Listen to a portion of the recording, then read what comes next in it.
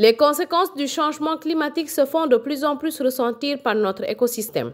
Et cela, Endarup, à travers Feu Malick Gueye, l'avait très tôt décelé en initiant des ateliers de renforcement de capacité des différents acteurs sur la conservation des écosystèmes naturels. Et c'est dans cette lancée que s'ouvre ce matin à Saint-Louis un atelier de renforcement de capacité des acteurs de la société civile. Au micro, M. Diarra, du Bureau d'information et de sensibilisation des parcs, réserves et AMP du Nord.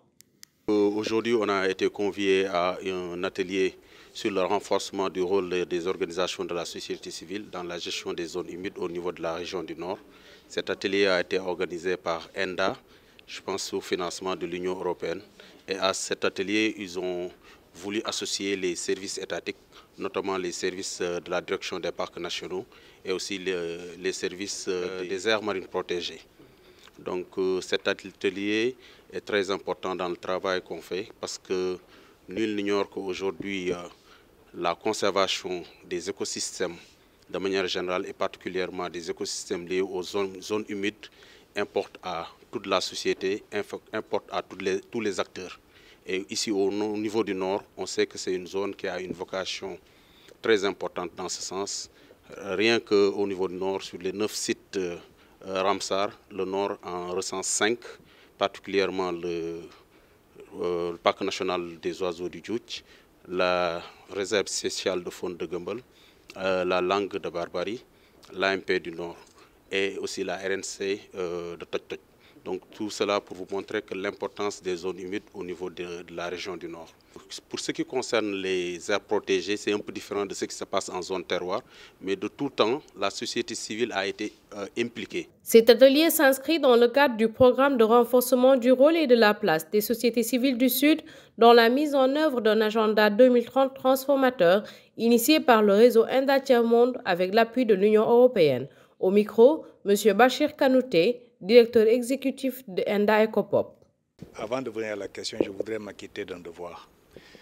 Devoir de félicitations en direction du conseil départemental, parce que vous n'êtes pas sans savoir qu'il y a un an, le conseil départemental a été primé à l'échelle mondiale sur une initiative portant sur la préservation de l'écosystème et des changements climatiques. Devoir également de souvenir de notre collègue El Hadj Malick Gueye, qui avait porté cette initiative auparavant, et qui l'avait conduit et qui avait d'ailleurs tenu un atelier ici au mois d'avril dernier, et bon, malheureusement qui nous a quittés. Mais comme ENDA est une organisation résiliente, hein, l'activité se continue et je voudrais aussi remercier l'Union européenne et l'UXDEV pour l'appui à cette initiative. L'initiative s'inscrit dans la perspective de renforcer la société civile pour qu'elle puisse réellement jouer son rôle pour le portage, la mise en œuvre des ODD réellement transformateurs. De quoi s'agit-il?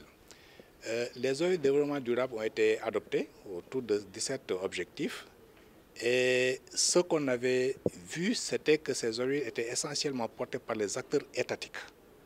La société civile ne jouait pas son rôle, ou alors c'était un rôle très marginal que la société civile jouait. Alors, depuis 2 ou 3 ans, avec l'appui de l'Union européenne, et nous avons engagé ce projet-là pour renforcer le rôle et la capacité des sociétés civiles pour qu'ils puissent porter des initiatives pour aller vers des ODD réellement transformateurs.